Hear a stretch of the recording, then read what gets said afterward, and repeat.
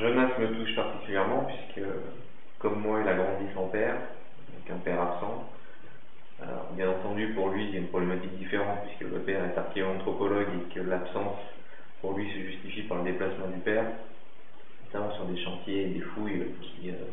qui l'amènent très souvent loin de sa famille. Et en réalité, cette absence de père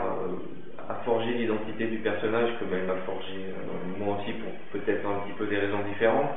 Mais toujours est-il qu'à la mort de ce père, justement, Jonas se rend compte qu'il ne l'a pas connu, ou très peu connu, et il va le découvrir finalement à travers cette quête de ses meurtriers, et il va découvrir tout un pan de personnalité de son père qu'il ne connaissait vraiment pas, et au final, à la fin du livre, il va se rendre compte que finalement ce père qu'il a abhorré et détesté une bonne partie de son adolescence, qui est caractéristique d'ailleurs des adolescents avec cette rage et cette fougue, qu'en tant que jeune adulte, finalement, il va peu à peu comprendre pourquoi ce père était absent et qu'est-ce qui l'a motivé dans ses absences et dans son travail. Et finalement, il va prendre à bras le corps la quête que recherchait son père dans son travail.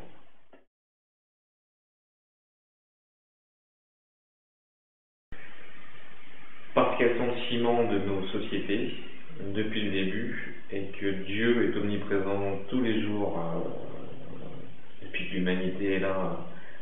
et s'est faite. Et aujourd'hui encore, ce que l'on peut voir au travers des guerres qui se sont déroulées tout au long du XXe siècle et qui se dérouleront au XXIe siècle, on peut dire que la religion est encore centrale dans toutes ces guerres, et donc voilà, le livre défendu, c'est avant tout un livre qui traite de cette problématique-là, et notamment ce livre se déroule au Proche et Moyen-Orient, aujourd'hui au centre de bien des enjeux géopolitiques, géostratégiques, et puis aussi carrefour de toutes les religions, et l'apothéose du livre d'ailleurs se passe à Jérusalem. Jérusalem emblématique de ces trois religions monothéistes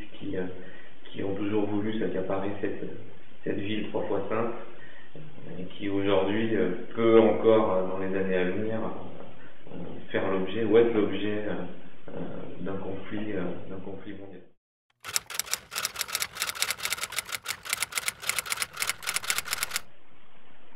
L'écriture, pour certains auteurs, on pourrait dire que c'est une catharsis, c'est une manière, c'est un exutoire, c'est quelque chose de viscéral. Pour moi, c'est sans doute un peu détroit, mais c'est surtout aussi une manière de dénoncer certaines choses qui me tiennent à cœur. Voilà, alors il y en a qui choisissent la photographie, d'autres qui vont choisir la peinture pour mettre en exergue tous ces sentiments intérieurs très forts. Moi, en l'occurrence, c'est par le biais de l'écriture. Voilà, il y a plein de choses que j'ai envie d'aborder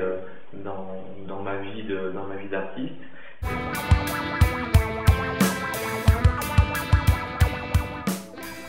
Donc le manuscrit que je viens de terminer a été un petit peu difficile pas tant à écrire qu'à la manière de le traiter. Je savais pas vraiment comment l'aborder de prime abord. Je voulais traiter de la guerre d'Algérie, et finalement, dans cette guerre d'Algérie, il y a des passages obscurs que peu de gens connaissent et moi-même que je ne connaissais pas. C'est notamment le rôle des militaires français dans cette guerre d'Algérie et ce qu'ils ont amené plus tard en Amérique du Sud comme savoir-faire pour les dictateurs d'Amérique du Sud. Et donc, je voulais aborder ce thème-là, et finalement, je me suis aperçu que le traiter sous la lumière du polar, ça pouvait être une bonne chose, et c'est finalement ce que j'ai fait durant les mois précédents, et ça s'est révélé assez positif, puisque en 4-5 mois, le roman était fini, et maintenant il est en phase de relecture et de correction.